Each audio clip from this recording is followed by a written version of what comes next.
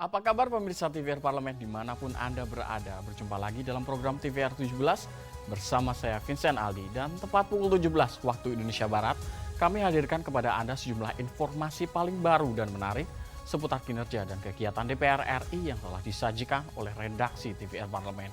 Dan pemirsa TVR Parlemen, inilah TVR 17 selengkapnya.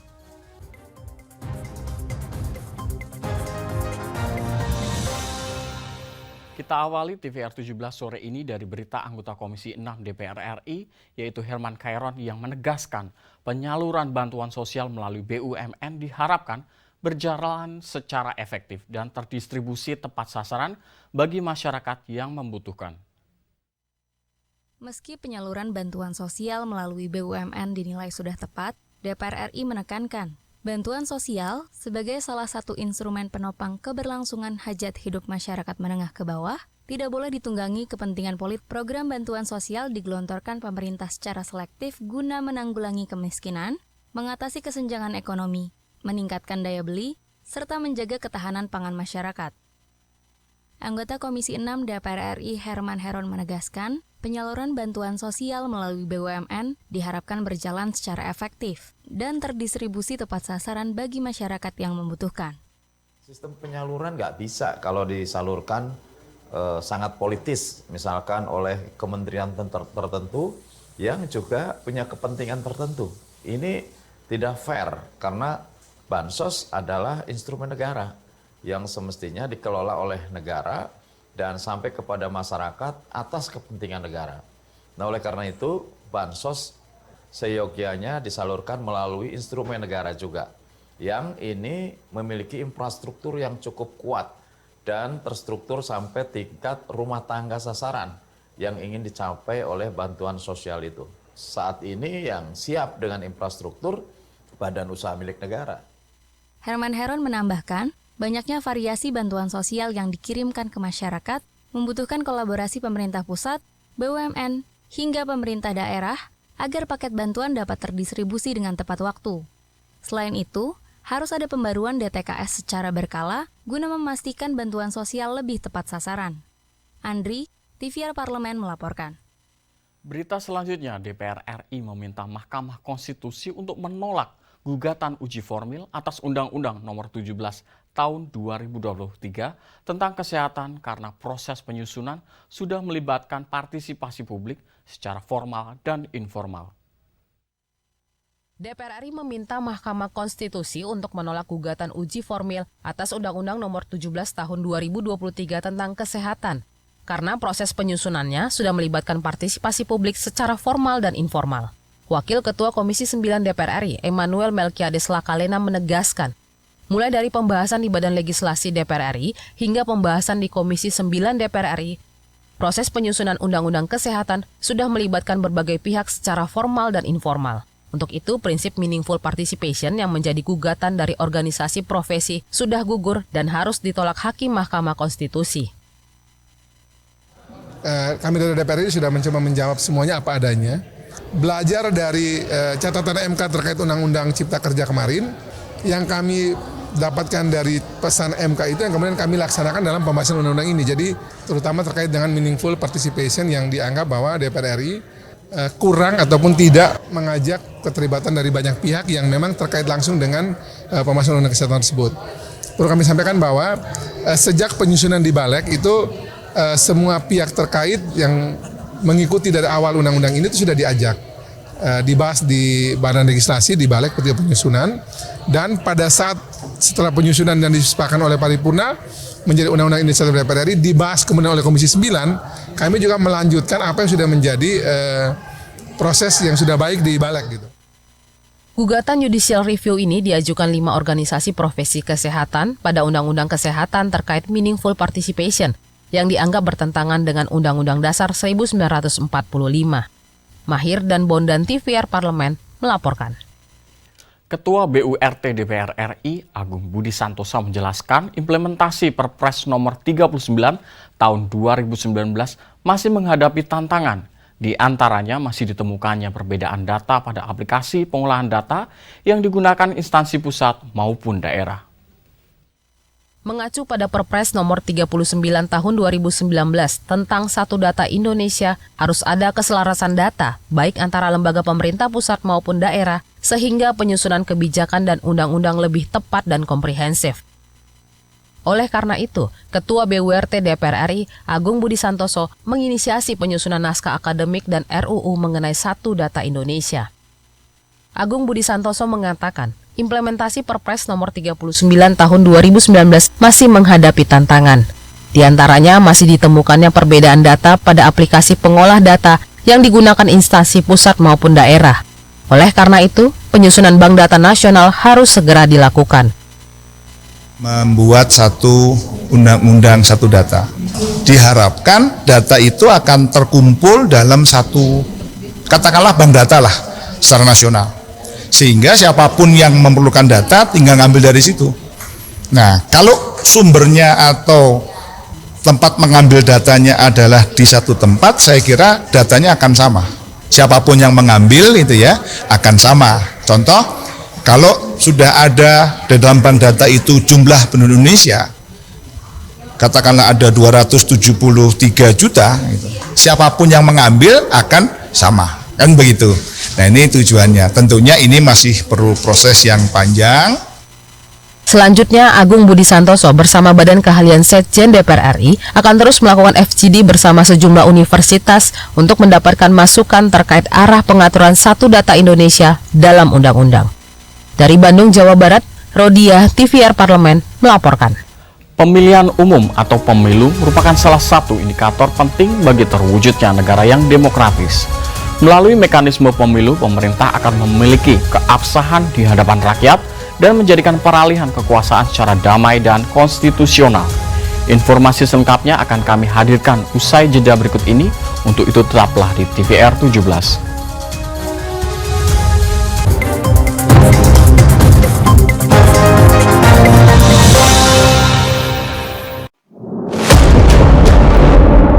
Sini ditambang. Konflik yang terjadi, Ini tidak mengizinkan. masalah yang tersisihkan menjadi kesenjangan sosial. Ya namanya rakyat kecil gak bisa apa-apa, mau komplain juga gak didengar. Sebab apa? Itu menyangkut isi hidup kami semua. Bagaimana memutus keterbatasan untuk didengar? Jadi kalau misalnya masyarakat sudah merasa tidak lagi ada yang memperjuangkan aspirasinya, maka masyarakat memang sangat berhak untuk meminta dewan yang mewakili mereka di parlemen. Kami menyusuri batas-batas peristiwa, mengurai berbagai polemik yang terjadi, meluruhkan suara-suara marginal, menjadi nyata dalam setiap aspirasi, melaksanakan tugasnya sebagai wakil rakyat. Saksikan aksi Dewan segera hanya di TVR Parlemen.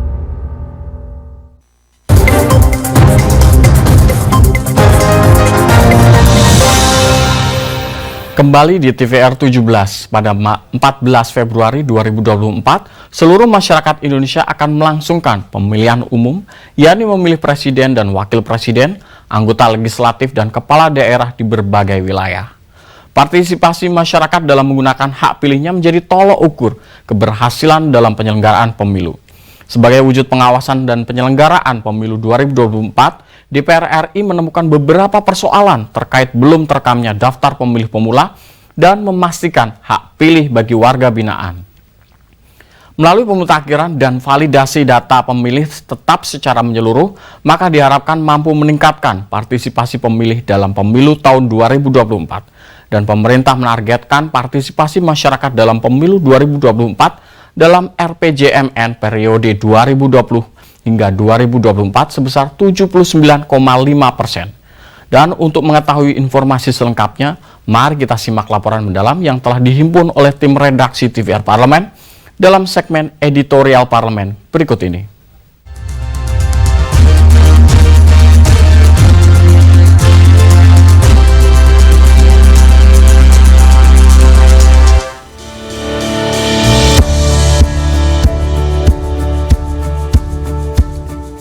Pemilihan umum atau pemilu merupakan salah satu indikator penting bagi terwujudnya negara yang demokratis. Pemilu menjadi sarana bagi masyarakat untuk memberikan suaranya dalam memilih pemimpin pemerintahan. Melalui mekanisme pemilu, pemerintahan akan memiliki keabsahan di hadapan rakyat dan menjadikan peralihan kekuasaan secara damai dan konstitusional. Pada 14 Februari 2024, seluruh masyarakat Indonesia akan melangsungkan pemilihan umum, yakni memilih presiden dan wakil presiden, anggota legislatif, dan kepala daerah di berbagai wilayah. Partisipasi masyarakat dalam menggunakan hak pilihnya menjadi tolak ukur keberhasilan dalam penyelenggaraan pemilu. Sebagai wujud pengawasan penyelenggaraan pemilu 2024, DPR RI menemukan beberapa persoalan terkait belum terekamnya daftar pemilih pemula dan memastikan hak pilih bagi warga binaan. Dalam kunjungan kerja ke berbagai provinsi, DPR RI menemukan sebanyak 892.000 penduduk Jawa Tengah belum terekam KTP elektronik, yang sebagian besar pemilih pemula yang berumur 17 tahun. Hal tersebut juga menjadi persoalan di Kabupaten Karo, yakni banyak pemilih pemula belum memiliki KTP elektronik.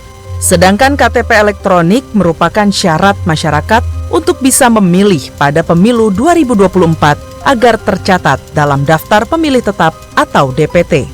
Komisi Pemilihan Umum dan Dukcapil harus segera menyelesaikan persoalan tersebut agar hak masyarakat untuk memilih di pemilu 2024 dapat terakomodir dengan optimal. Perlu ada penyempurnaan terutama di kalangan adik-adik pemilih pemula yang tadi di beberapa SMA mereka harus kita lakukan perlengkapan jemput bola ya, datang ke sekolah-sekolah. Nah, tadi kita dorong supaya memang terus berkoordinasi dengan KPU untuk bisa memetakan sekolah-sekolah atau daerah-daerah mana yang pemilih pemulanya masih perlu kita catat segera gitu. Persoalan lain terkait daftar pemilih tetap, yakni validasi data yang belum menyeluruh. Dalam kunjungan kerja ke Provinsi Sumatera Utara, DPR RI menilai tingkat kesadaran masyarakat untuk melaporkan jumlah keluarga dalam kartu keluarga masih rendah. Secara administrasi, KPU tidak bisa mencoret anggota keluarga dari daftar pemilih tetap jika tidak memiliki surat keterangan. Untuk itu, masyarakat harus memiliki kesadaran untuk melaporkan jumlah anggota keluarga yang terdaftar dalam satu kartu keluarga.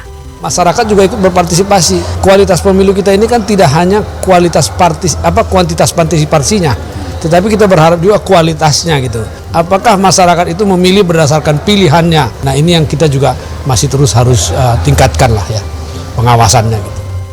Lebih lanjut, untuk memastikan seluruh warga negara Indonesia memiliki hak pilih, pemutakhiran dan validasi data juga diperlukan bagi warga binaan di seluruh lembaga pemasyarakatan di Indonesia.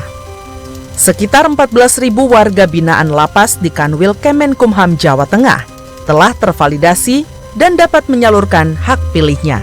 Kemenkumham juga perlu berkoordinasi dengan KPU untuk menyiapkan jadwal sosialisasi pemilu kepada pemilih di lapas.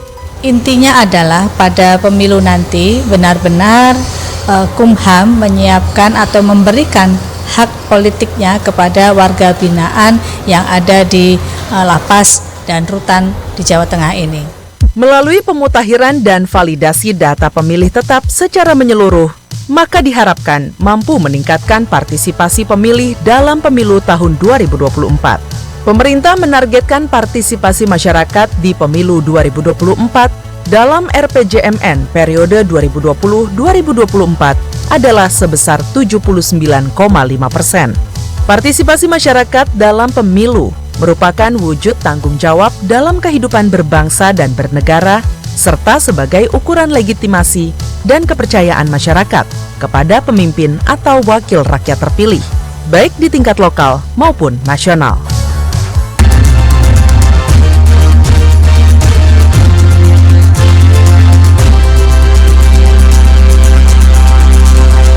PT Pertamina Patraniaga telah memblokir ratusan ribu kendaraan yang tidak berhak menggunakan BBM bersubsidi karena plat nomor kendaraan tidak sesuai dan tidak terdaftar di Korlantas Polri. Saksikan informasi selengkapnya, untuk itu jangan kemana-mana, tetaplah bersama kami di TVR 17.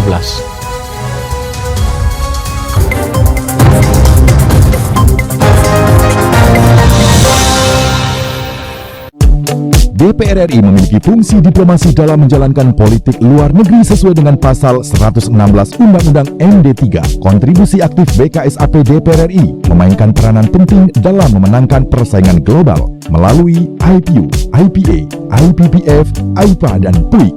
BKSAP memiliki komitmen yang tinggi dalam krisis kemanusiaan dunia. Fungsi diplomasi dijalankan untuk mendukung upaya pemerintah dalam melaksanakan politik luar negeri.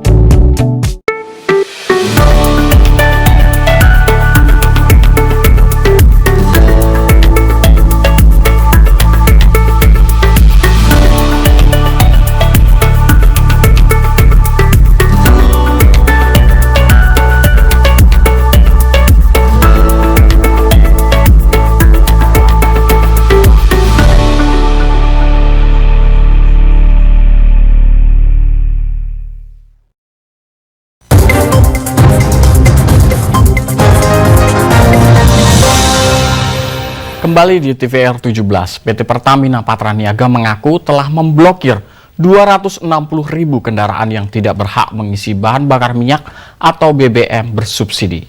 Pemblokiran ini dilakukan seiring banyaknya penyalahgunaan jenis BBM tertentu, yaitu JBT Solar, dan jenis BBM khusus penugasan, yaitu Pertalite. Dan menanggapi hal ini, anggota Komisi 7 DPR RI Sartono mendorong terciptanya sinergi dari semua stakeholder untuk mencegah penyalahgunaan BBM bersubsidi sehingga tepat sasaran. Dan mari kita simak liputan selengkapnya bersama rekan kami, Alfat Rizky. Baik pemirsa TVR Parlemen dimanapun Anda berada, seperti yang diketahui baru-baru ini PT Pertamina Patraniaga telah memblokir 260.000 nomor kendaraan yang tidak berhak menggunakan BBM bersubsidi.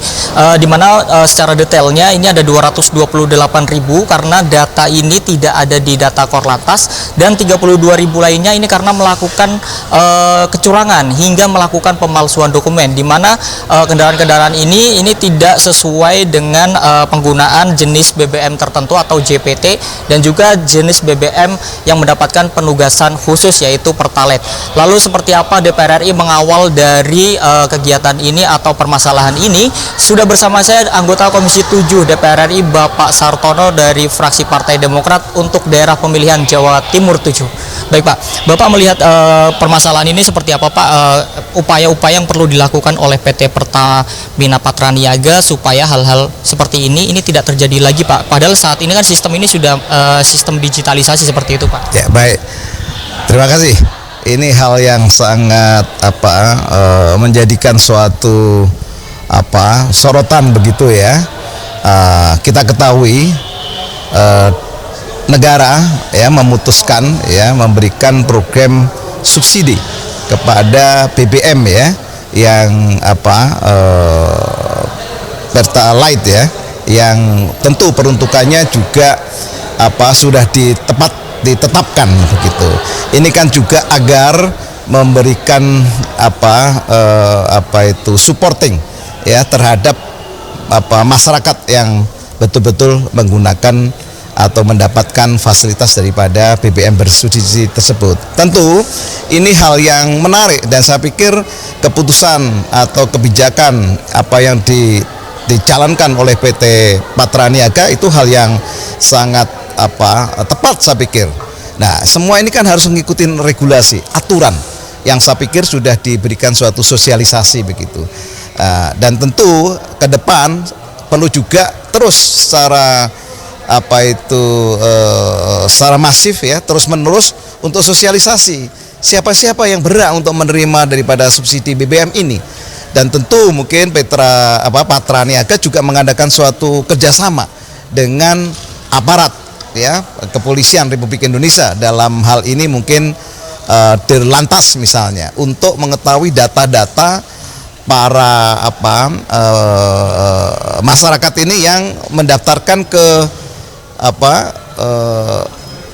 Pertamina begitu. Dan ini akan terulang lagi ini ya kalau temuan atau permasalahan yang sudah ditemukan atau dijalankan kebijakan itu kemungkinan akan terjadi untuk para masyarakat itu yang tidak berhak, dia dengan merekayasa latar belakangnya begitu, kendaraannya, surat-suratnya untuk mendapatkan BBM subsidi.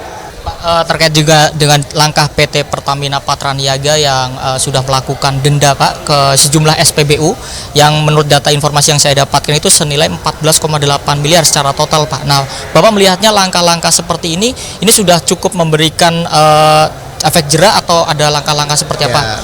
Kan yang lebih baik memang kan betul-betul preventif ya. Ya ini kan juga hal-hal ini juga akan terjadi permasalahan lagi, apakah mereka juga nanti akan membayar begitu kan. Yang penting payung hukumnya ada ya, juga supaya tidak ada permasalahan di kemudian hari. Segala upaya begitu untuk menertibkan begitu, untuk mengurai permasalahan itu ya, untuk juga bagaimana yang berhak itu dapat, bukan yang tidak berhak dapat dengan cara merekayasa ya di dalam surat-suratnya atau aturannya. Jadi yang jelas kami Komisi 7 DPR RI memberikan support dukungan yang mana untuk menjalankan aturan regulasi yang sudah menjadi kesepakatan bersama.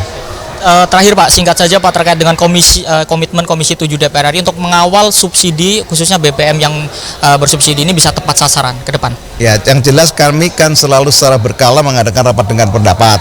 Dalam hal ini juga dengan mitra terkait ya, di sini ada Pertamina, ada BPH Migas, yang mana dia juga badan yang mengawasi ya dari hulu ke hilir bahan bakar bersubsidi ini. Dan kita juga kita menyarankan begitu supaya tidak ada juga penyelewengan di lapangan yang harusnya peruntukan untuk masyarakat tetapi juga digunakan suatu industri. Nah, ini juga perlu kerjasama juga dengan aparat berwenang di sini yang betul-betul aparat ini juga pilihan betul gitu kan, jangan sampai terjadi di lapangan terjadi kong kali kong. Nah, ini juga akan terjadi permasalahan lagi ke depannya. Nah, ini betul-betul harus punya suatu integritas ya, bahwa APBN subsidi untuk rakyat itu harus betul-betul nyampe kepada yang berhak menerima. Nah, ini diperlukan suatu komitmen dan integritas untuk kesejahteraan rakyat. Demikian, terima kasih. Terima kasih Pak Sartono atas waktunya, dan pemirsa, itulah wawancara saya dengan salah satu anggota Komisi 7 DPR RI, Sartono, di mana tadi Pak Sartono menyampaikan komitmennya bersama dengan Komisi 7 untuk terus mengawal BBM bersubsidi ini agar tepat sasaran dan mendorong juga PT Pertamina Patraniaga ini untuk bersinergi dengan aparat penegak hukum, bisa dari Korlantas dan juga aparat-aparat lainnya untuk bisa mengawal kejadian-kejadian penyelewengan BBM bersubsidi ini tidak terjadi kembali di kemudian hari. Pemirsa, sekian laporan saya. Alfat Rizky melaporkan untuk TVR Parlemen.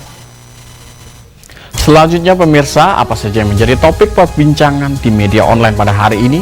Usai jeda, tetaplah di TVR 17.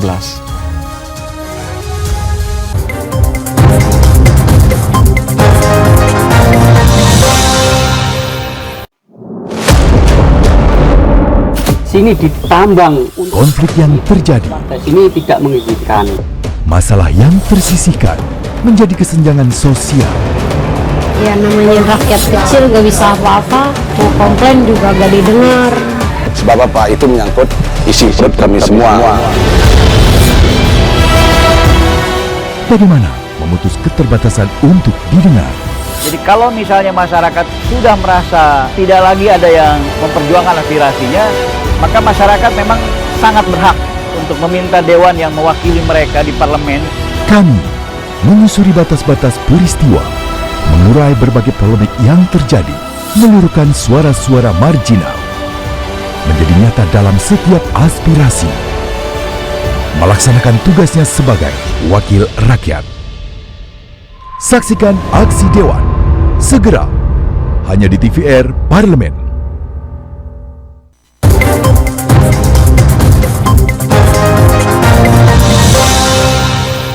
Kembali di TVR 17, pemirsa TVR Parlemen. Kali ini kita masuk ke segmen media nasional dan mari kita simak isu apa saja yang menjadi sorotan media serta tanggapan dari sejumlah anggota Dewan bersama rekan kami Nazia Sudirja.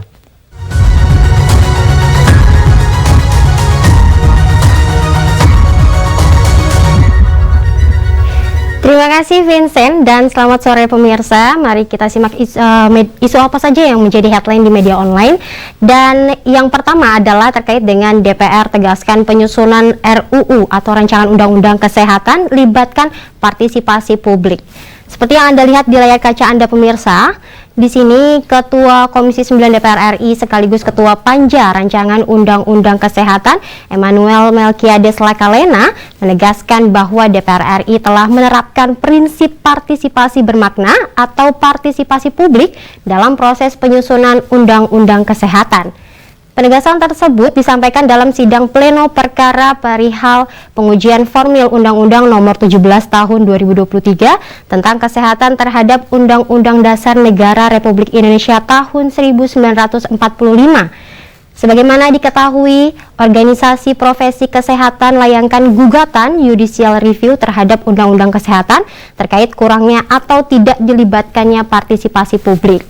Merespon hal ini, DPR secara tegas membantah hal tersebut karena sejak penyusunannya dibalik hingga ke Komisi 9, DPR telah melibatkan publik baik secara formal maupun informal melalui diskusi intensif. Beralih ke berita selanjutnya pemirsa yang menjadi headline di media online, yaitu Ketua DPR RI resmikan GOR Bung Karno di Sukoharjo. Dapat Anda saksikan di layar kaca Anda pemirsa. Di sini Ketua DPR RI Dr. Honoris Causa Puan Maharani resmikan Gedung Olahraga Bung Karno di Kabupaten Sukoharjo, Jawa Tengah pada Kamis 11 Januari 2024. Puan berharap makin banyak atlet tangguh yang lahir dari kota tekstil tersebut. Untuk itu, Pemkab Sukoharjo diminta memberikan pembinaan sebaik-baiknya kepada atlet lewat GOR Bung Karno. Sebagaimana diketahui pemirsa, GOR Bung Karno terletak di Kelurahan Gayam dan berseberangan dengan Taman Budaya Sukoharjo. GOR tipe B ini menjadi GOR pertama yang dimiliki Sukoharjo untuk pembinaan para atlet. Pembangunan dilakukan menggunakan anggaran APBD dan diproyeksikan menjadi venue 5 cabang olahraga, yakni bulu tangkis, voli, futsal, basket, dan sepak takraw. Itu tadi pemirsa headline di media online pada hari ini, yakni DPR RI tegaskan penyusunan rancangan Undang-Undang Kesehatan libatkan partisipasi publik, serta Ketua DPR RI resmikan GOR Bung Karno di Sukoharjo. Saya Nazia Sudirja, kembali ke rekan Vincent.